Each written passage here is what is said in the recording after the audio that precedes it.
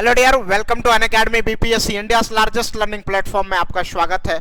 और आज हम लोग बिहार के सामान्य परिचय को देखेंगे, बिहार के अक्षांशीय और देशांतीय विस्तार को देखेंगे, बिहार के क्षेत्रफल को देखेंगे, बिहार की आबादी को देखेंगे। इन सारे विषय के बारे में आज हम लोग जानकारी को इकट्ठा करेंगे, तो आप बने रहिए, पूरी वीडियो को जरूर देखिएगा और अच्छा लगे तो लाइक शेयर एंड सब्सक्राइब भी कर दीजिएगा हमारे इस चैनल को। लेट्स क्रैक बिहार एग्जाम को। चलिए हम लोग स्टार्ट करते हैं।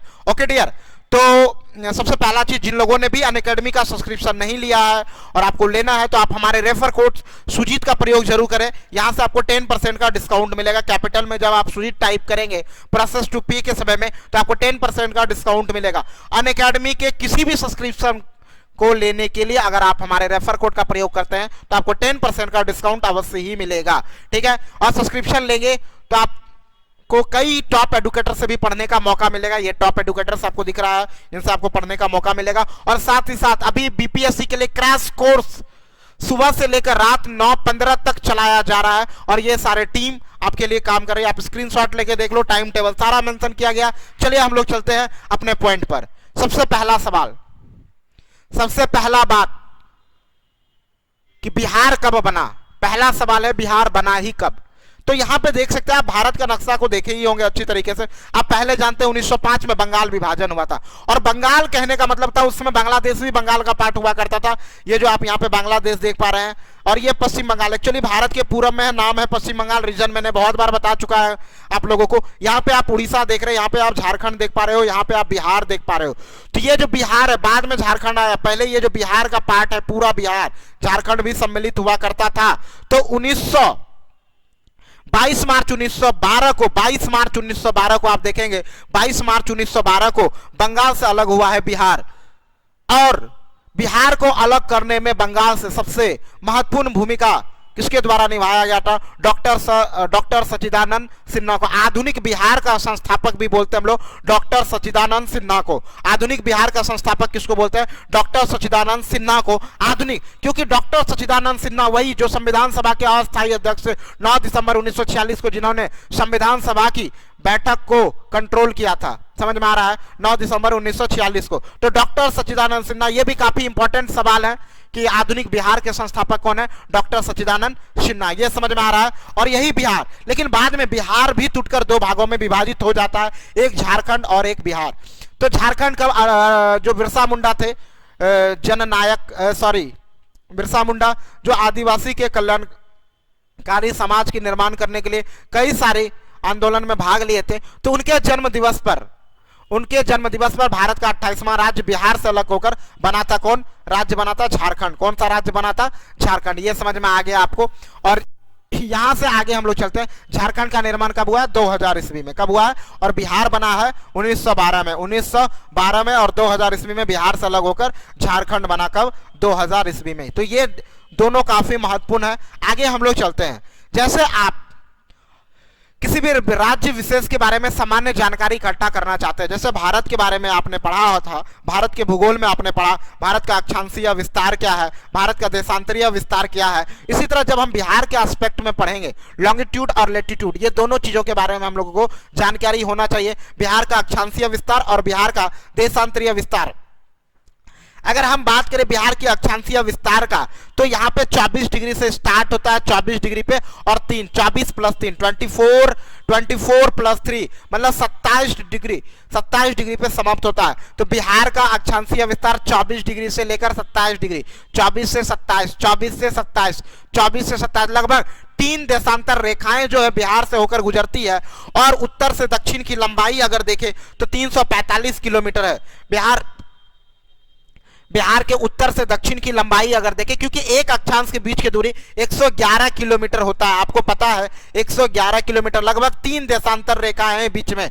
तो आप नॉर्मली इस एस्पेक्ट में अगर देखें तो 111 गुना मल्टीप्लाई 3 करेंगे तो 333 तो होता है, और थोड़ा अगर एक्स्ट्रा इधर उधर लेके 345 किलोमीटर। तो उत्तर से दक्षिण की लंबाई है 343 किलोमीटर और अक्षांशीय विस्तार 24 डिग्री से लेकर 27। अगर देशांतरीय विस्तार के बारे में बात करें तो 83, और इस 83 में कितना जोड़ेंगे? 5, 88 डिग्री, या किशनगंज तक। ये किशनगंज, बिहार का सबसे पूर्वी जिला किशनगंज, ये किशनगंज तक। तो हम लोग दो चीजों को देखें, 83 83 डिग्री से शुरू होता है, 83 डिग्री से शुरू होता है, 83 डिग्री से शुरू होता है और 88 डिग्री पर समाप्त होता है। 83 प्लस 5 का कॉम्बिनेशन और 24 प्लस 3 का कॉम्बिनेशन, ये दोनों हमको याद रखना पड़ेगा। याद रखें तो बिहार के अक्षांशीय विस्तार और देशांतरीय विस्तार को आप समझ गए।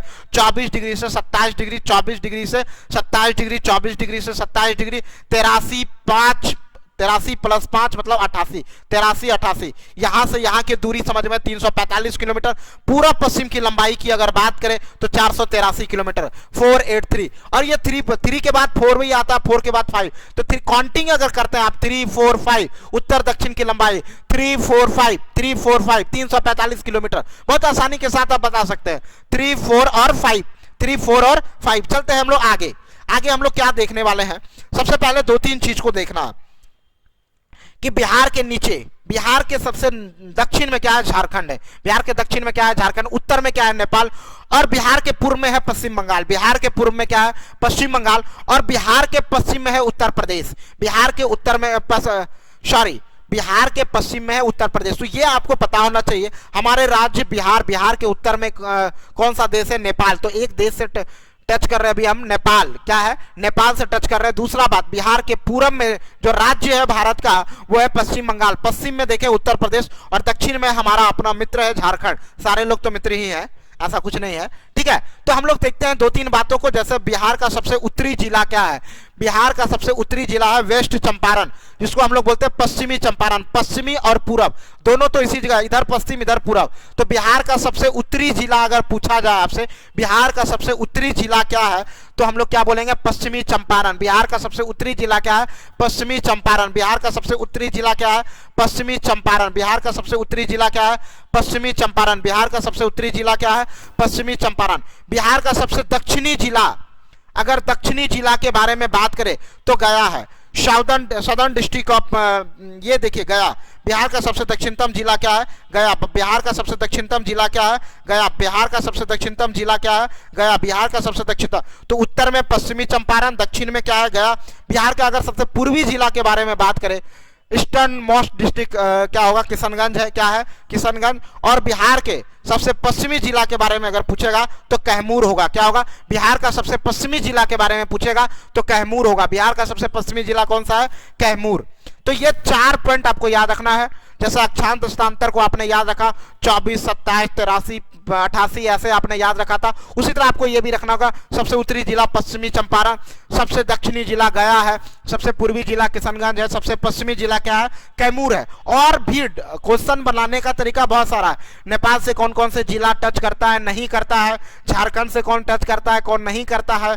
गंगा नदी कौन कौन से जिले को टच करती है। तो इस तरह के तमाम प्रश्न हमारे बीपीएससी जैसे एग्जाम में पूछे जाते हैं। और बिहार के कई एग्जाम में, जैसे बिहार दरोगा हो, बिहार सचिवालय हो, बिहार पुलिस हो, कई एग्जाम में ऐसे सवाल आते ही रहते हैं, ठीक है। तो ये काफी महत्वपूर्ण है, एक बेसिक इंट्रोडक्शन। और धीरे धीरे यहीं से हम लोग कुछ कुछ चीजों को आगे बढ़ाते रहेंगे। डेली के सीरीज में एक सीरीज डेली 15 से 20 मिनट का आपको लेकर आएंगे, बिहार का सामान्य परिचय लेक्चर 1।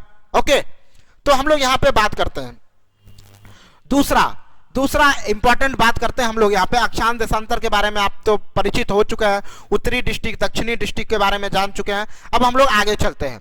आगे हम लोग क्या क्या बात करेंगे, जैसे बिहार की आबादी के विषय में अगर हम लोग देखें, बिहार के आबादी के विषय में अगर हम लोग देखें तो बिहार की आबादी लगभग 10 करोड़ है। बिहार की आबादी लगभग 10 करोड़ है, आबादी लगभग 10 करोड़ है, जिसमें बिहार में लगभग, अगर हम पुरुष की बात करें तो 5 करोड़ और महिलाओं की बात करें तो 4.5 करोड़ 5.5 करोड़ के लगभग लमसम यही है। और यहाँ पे अगर बात करें विधानसभा सीटों की संख्या अगर बात करें तो 243 विधानसभा का सीट है, राज्यसभा सीटों की संख्या 16 है, लोकसभा सीटों की संख्या 40 है। लोकसभा का सीट पूरे बिहार से कितना है, 40 लोकसभा का सीट है, राज्यसभा का 16 है। और 243 सीट जो है बिहार की विधानसभा में, 243 सीटें हैं बिहार की विधानसभा में, 243। पूरी आबादी का अगर बात करें तो 83% आबादी हिंदू का है बिहार में, और 16% मुस्लिम जाति के हैं, और अन्य जाति के लोग भी पाए जाते हैं, कुछ प्रतिशत लोग हैं अन्य जाति के लोग। दूसरा 1-2 इंपॉर्टेंट बात जो आपको अभी बहुत अच्छे से जानना है कि नेपाल से बिहार का कौन कौन सा जिला टच करता है। नेपाल से, अगर नेपाल से बात करें तो पश्चिमी चंपारण, पूर्वी चंपारण और सीतामढ़ी। तो 1, 2, तीसरा यहाँ पे है, चौथा क्या है, मधुबनी। चौथा क्या है, मधुबनी। पांचवा क्या है सुपौल, छठा क्या है अररिया, सातवां क्या है किशनगंज। तो 7 जिला है बिहार के, 7 जिला जिससे आप पैदल नेपाल में जा सकते हैं, जिससे आप पैदल कहां जा सकते हैं नेपाल में, मतलब इसकी बॉर्डर को टच करता है। बिहार का पश्चिमी चंपारण, पूर्वी चंपारण, सीतामढ़ी, तीसरा हो गया मधुबनी, 4 सुपौल, 5 अररिया और किशनगंज। आप देख पा रहे हैं जब ये कंसेप्ट क्लियर होगा तो बहुत आसानी से बिहार स्पेशल पे हम लोग अच्छा नंबर भी आएगा आपको। और बिहार स्पेशल सबसे आसान है बीपीएससी के सिलेबस में, बिहार स्पेशल। नेक्स्ट हम देखते हैं झारखंड से। अगर झारखंड के विषय में हम लोग देखें, झारखंड के विषय में अगर हम लोग देखें तो यहाँ पे हमारा एक रोहतास है, क्या है रोहतास है, औरंगाबाद है, दूसरा हो गया औरंगाबाद, तीसरा हो गया गया आपका, चौथा हो गया आपको नवादा, चौथा नवादा, पांचवा जमुई, छठा आपका हो गया बांका और सातवां हो गया आपका कौन भागलपुर। तो इतना जिला है, भागलपुर इधर साहेबगंज से टच करता है, तो 7 जिला इधर से भी है जो आपको झारखंड को टच करता है। और उत्तर प्रदेश के विषय में बात करें तो पहला कैमूर है, दूसरा बक्सर है, तीसरा सारण, चौथा भोजपुर, तो तीसरा चौथा आप कर सकते हैं, पांचवा सिवान, छठा गोपालगंज और 7 इधर से भी है, 7 इधर से भी टच कर रहा है। बहुत ही इंटरेस्टिंग हो रहा है, नेपाल से भी 7 जिला टच कर रहा है, झारखंड से भी 7 जिला टच कर रहे हैं और 7 जिला जो है कैमूर, बक्सर, भोजपुर 3, सारण 4, सिवान 5, गोपालगंज 6 और वेस्ट चंपारण 7, इधर भी 7, इधर भी 7 और नीचे भी 7। अगर हम लोग इधर की बात करें पश्चिम बंगाल से किशनगंज 1, दूसरा हम लोग देखेंगे पूर्णिया 2, कटिहार 3 और यहाँ पे भागलपुर 4 और यहाँ पे बांका, सॉरी ये भागलपुर नहीं है, आप देखो यहाँ पे 3 ही है, एक किशनगंज और एक पूर्णिया और एक कटिहार, जो कि पश्चिम बंगाल को टच करता है। किसको टच करता है? पश्चिम बंगाल को टच करता है। समझ में आया आपको यहाँ तक? एक कंसेप्ट बहुत बेहतरीन तरीके से, तो मतलब बहुत आसान याद रखना। 7 जिला ऐसा है जो नेपाल को टच करता है, 7 जिला ऐसा है, 7 जिला यूपी को टच करता है, 7 जिला झारखंड को टच करता है और 3 जिला पश्चिम बंगाल को टच करता है। तो अभी आप इसको जितना मैप को देखेंगे उतना क्लियर कंसेप्ट होगा। फिर हम लोग मिलते हैं नेक्स्ट वीडियो में। तो बिहार की आबादी लगभग अभी की जनगणना 12 करोड़ ऐसे आबादी बताया जा रहा है, उसमें 6.5 करोड़ से 7 करोड़ पुरुषों की आबादी है और 5 करोड़ आबादी महिलाओं की है। ठीक है, तो इस तरह से कई चीजों को हम लोग पढ़ेंगे बिहार स्पेशल के अगले सीरीज में। बिहार स्पेशल के अगले सीरीज में हम लोग पढ़ेंगे बिहार का मुख्य उद्योग क्या क्या है, इन सब चीजों के बारे में। तो जिन्होंने सब्सक्रिप्शन नहीं लिया है वो हमारे रेफर कोड का प्रयोग जरूर कीजिए। हमारा रेफर कोड है सुजीत, ठीक है, तो आपको 10% का डिस्काउंट मिलेगा। फिर हम लोग मिलेंगे अगले लेक्चर सीरीज में बिहार का परिचय का दूसरे लेक्चर में। छोटा छोटा कम टाइम बर्बाद करके आप ज्यादा से ज्यादा चीजों को देख सकते हो, समझ सकते हो। जय हिंद, जय भारत, जय बिहार।